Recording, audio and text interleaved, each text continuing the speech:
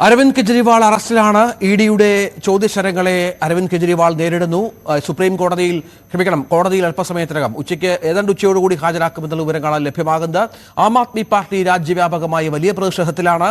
അവർ BJP ഓഫീസുകൾക്ക് മുന്നിൽ പോലും അത്തരത്തിൽ പ്രതിഷേധം സംഘടിപ്പിക്കുന്നുണ്ട് എന്നുള്ളതാണ്. രാജ്യവ്യാപകമായി തന്നെ ആഹ്വാനം ചെയ്തിട്ടുണ്ട്. പ്രതിപക്ഷ കക്ഷികളുടെ പ്രതിഷേധവുമുണ്ട്. ശ്രീ മോഹൻ വർഗീസ്, രാഷ്ട്രീയ നിരീക്ഷകൻ ശ്രീ മോഹൻ വർഗീസ് കൂടി നമ്മോടൊപ്പം ചേരുന്നുണ്ട്. ശ്രീ മോഹൻ വർഗീസ്, നമ്മൾ പലതവണ ഈ വിഷയം ചർച്ചയ്ക്കെടുത്തതാണ്. കാരണം തുടർച്ചയായ അറസ്റ്റുകൾ ഉണ്ടായിരുന്നു ഡൽഹി മതിദയ കേസുമായി ബന്ധപ്പെട്ട്. ഇതിൻ്റെ ഒരു പ്രത്യേകത, അരവിന്ദ് കെജ്രിവാൾ എന്ന സാക്ഷാൽ ഡൽഹി മുഖ്യമന്ത്രി അറസ്റ്റിലാകും, അതും ഈ തെരഞ്ഞെടുപ്പ് ഘട്ടത്തിൽ എന്നൊരിക്കലും ചിന്തിക്കാൻ പറ്റുന്നൊരു കാര്യമല്ല. അങ്ങനെ നമ്മുടെ ഭാരതം ചിന്തിച്ചിരുന്നില്ല അങ്ങനെ ഒരു അറസ്റ്റ്. പക്ഷേ ഇപ്പോൾ കാര്യങ്ങൾ അതിൻ്റെ ഗൗരവ സ്വഭാവത്തിലേക്ക് എത്തിയിരിക്കുന്നു. അറസ്റ്റ് സംഭവിച്ചിരിക്കുന്നു. തെരഞ്ഞെടുപ്പ് കാലമാണ്. ആം ആദ്മി ഇതിനെ എങ്ങനെ നേരിടും? കാരണം അവരുടെ ഉപമുഖ്യമന്ത്രി ഇപ്പോഴും ജയിലിലാണ് ഈ കേസിൽ, വിചാരണ തടവുകാരനായി. ആ ഒരു ഗതി, ആ ഒരു വിധി കെജ്രിവാൾ ഉണ്ടാകുമോ?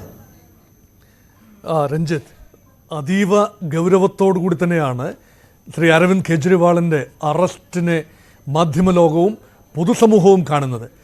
അത് 2-3 കാരണങ്ങളാണ്. ഒന്ന്, മദ്യനയ അഴിമതി, അതാണ് വിഷയമെങ്കിൽ ഇതിനു മുൻപ് തന്നെ വേണമെങ്കിൽ അന്വേഷണവും അറസ്റ്റും എല്ലാം ആകാമായിരുന്നു. അതിനുവേണ്ടി തിരഞ്ഞെടുത്ത സമയം, ഇന്നലെ ഏതാണ്ട് രാത്രി 9 മണിയോടടുപ്പിച്ചുള്ള സമയത്ത് ED ഉദ്യോഗസ്ഥന്മാർ അദ്ദേഹത്തിൻ്റെ വസതിയിൽ ചെന്ന് അദ്ദേഹത്തെ അറസ്റ്റ് ചെയ്യുന്നു. 2 മണിക്കൂർ ചോദ്യം ചെയ്യലിന് ശേഷം അറസ്റ്റ് ചെയ്യുന്നു. അപ്പം രാത്രി കോടതിയിൽ അതിന് മുൻപ് തന്നെ ഈ അറസ്റ്റ് ഒരു മുൻകൂട്ടി ഒരു ചിന്തയുണ്ടായിരുന്നു എന്ന് വേണം കരുതാൻ ആം ആദ്മി പാർട്ടിയെ സംബന്ധിച്ചിടത്തോളം. അതുകൊണ്ടാണ് അറസ്റ്റ് ഒഴിവാക്കുന്നതിന് വേണ്ടിയുള്ള പ്രത്യേക ഹർജി സമർപ്പിക്കുകയും അത് കോടതി ഇരുന്നത് കൊണ്ട് കൂടിയാണ് അറസ്റ്റ് രേഖപ്പെടുത്തപ്പെട്ടത്. രാത്രി ഒരുപക്ഷെ അറസ്റ്റ് ചെയ്തു എങ്കിൽ പോലും കോടതിയുടെ പ്രത്യേക ഹർജി കൊടുക്കുകയും, എന്നാൽ അത് രാവിലെ പരിഗണിക്കാൻ വേണ്ടി ഏതാണ്ട് 1 മണിക്കൂറിനുള്ളിൽ തന്നെ ആ ഹർജി പരിഗണിക്കും എന്ന നിലയിലാണ്. ഇവിടെ ഉയരുന്ന പ്രധാന ചോദ്യം, പ്രതിപക്ഷത്തെ പ്രധാനപ്പെട്ട മുഖങ്ങൾ, അതിലൊന്നാണല്ലോ ശ്രീ അരവിന്ദ് കെജ്രിവാൾ. ഇന്ത്യ മുന്നണിയിലെ ഏറ്റവും അറിയപ്പെടുന്ന ഒരു 5-6 മുഖങ്ങൾ എടുത്താൽ അതിലൊന്ന് ശ്രീ അരവിന്ദ് കെജ്രിവാളിൻ്റെയാണ്. പ്രതിപക്ഷ മുന്നണി, ഇന്ത്യ മുന്നണി ഈ കൺസോളിഡേറ്റഡ് ആകാൻ വേണ്ടി വളരെയധികം ബുദ്ധിമുട്ട് അനുഭവിക്കുന്ന ഈ സമയത്ത് അവരുടെ കയ്യിൽ ഒരു ആയുധം കൊടുക്കുന്നതിന് തുല്യമായിരിക്കും അരവിന്ദ് കെജ്രിവാളിൻ്റെ ഇപ്പോഴത്തെ അറസ്റ്റ്.